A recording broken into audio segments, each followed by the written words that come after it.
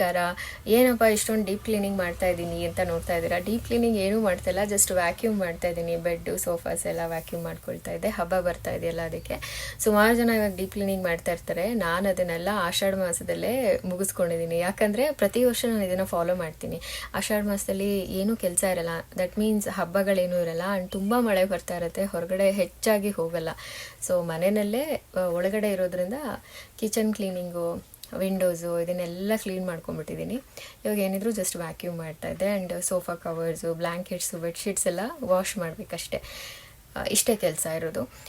ಯಾಕಂದರೆ ಹಬ್ಬದ ದಿನ ನಮ್ಗೆ ಎನರ್ಜಿ ಇರಲ್ಲ.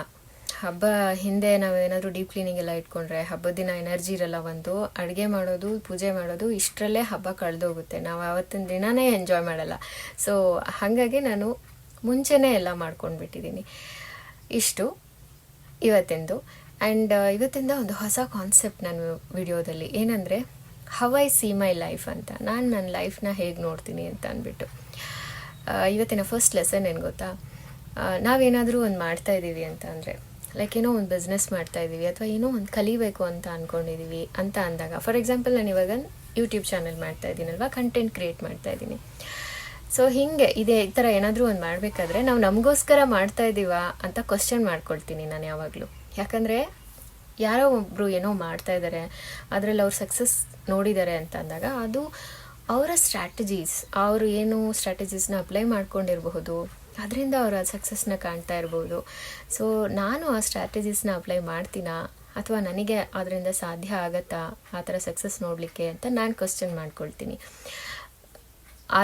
ಅಷ್ಟು ಕೆಪಾಸಿಟಿ ನನಗಿದ್ರೆ I will go on. And ನನಗದು ಇಂಟ್ರೆಸ್ಟ್ ಇದೆಯಾ ಅಂತ ಫಸ್ಟ್ ನಾನು ಚೆಕ್ ಮಾಡ್ಕೊಳ್ತೀನಿ. ಇನ್ನೊಂದು, ನಾವೇನಾದರೂ ಈ ಥರ ಮಾಡಬೇಕಾದ್ರೆ ಕಂಪ್ಲೀಟ್ ಕಾಂಟ್ರಿಬ್ಯೂಷನ್ ಕೊಟ್ಟಿರ್ತೀವ ಅಂತ ನೋಡಬೇಕು.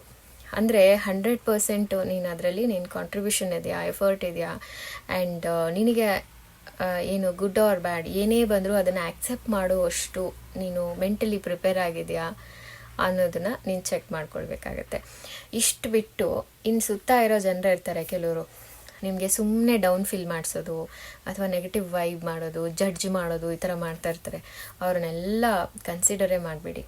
So if you want to do something and if you are sure about it, ನಿಮ್ಗೆ ಏನು ಮಾಡ್ತಿದ್ದೀರಾ ಅನ್ನೋದೊಂದು ಕ್ಲಾರಿಟಿ ಇದೆ ಅಂತ ಅಂದಾಗ just move on and keep doing it and ಕನ್ಸಿಸ್ಟೆಂಟಾಗಿ ಮಾಡಿ. ಆ್ಯಂಡ್ ಇವತ್ತಿರೋ ಇಂಟ್ರೆಸ್ಟ್ ನಾಳೆನೂ ಹಾಗೆ ಇರೋ ಥರ ನೋಡ್ಕೊಳ್ಳಿ ಏನೇ ಮಾಡೋದಾದರೂ. So this is life. ನಾನು ವಾಯ್ಸ್ ಓವರಲ್ಲಿ ಯಾಕೆ ಮಾಡ್ತಾ ಇಲ್ಲ, ವ್ಲಾಗ್ಸಲ್ಲಿ ವಾಯ್ಸ್ ಓವರ್ ಯಾಕೆ ಮಾಡ್ತಾ ಇಲ್ಲ ಅಂತಂದರೆ, ಒಂದು ಬೆಳಗ್ಗೆ ಹೊತ್ತು ಅಷ್ಟು ಸಮಯ ಇರಲ್ಲ ವಾಯ್ಸ್ ಓವರ್ ಮಾಡೋಕ್ಕೆ. ಆ್ಯಂಡ್ ವಾಯ್ಸ್ ಓವರ್ ಮಾಡೋದು ಒಂಥರ ತುಂಬ ಆರ್ಟಿಫಿಷಿಯಲ್ ಅನಿಸುತ್ತೆ. ಫಸ್ಟ್ ವಿಡಿಯೋ ಕವರೇಜ್ ಮಾಡಿಕೊಂಡು ಆಮೇಲೆ ವಾಯ್ಸ್ ಓವರ್ ಮಾಡೋದು, ಅದಕ್ಕೋಸ್ಕರ ಮಾಡಲ್ಲ. ಇನ್ನು ಮಾತಾಡ್ಕೊಂಡು ವಿಡಿಯೋ ಮಾಡೋಣ ಅಂತಂದರೆ ತುಂಬ ಡಿಸ್ಟರ್ಬೆನ್ಸ್ ಇರುತ್ತೆ. ಸೊ ಮಾತಾಡ್ಕೊಂಡು ಮಾಡೋಕ್ಕಾಗಲ್ಲ. ಹೀಗೆ ವ್ಲಾಗ್ಸ್ ಯಾವಾಗೆಲ್ಲ ಮಾಡ್ತೀನಿ ಆವಾಗೆಲ್ಲ ಲೆಟ್ಸ್ ಟಾಕ್ ಅಷ್ಟೇ.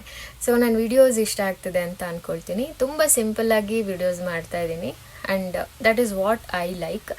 ಆ್ಯಂಡ್ ಆದಷ್ಟು ಒಂದು ಪಾಸಿಟಿವ್ನ ಶೇರ್ ಮಾಡ್ಕೊಳ್ಳೋಣ ಅನ್ನೋದು ನನ್ನ ಕಾನ್ಸೆಪ್ಟ್ ಅಷ್ಟೇ. Because already we have enough drama in our life ಅಲ್ವಾ. So I just don't want to share anything negative.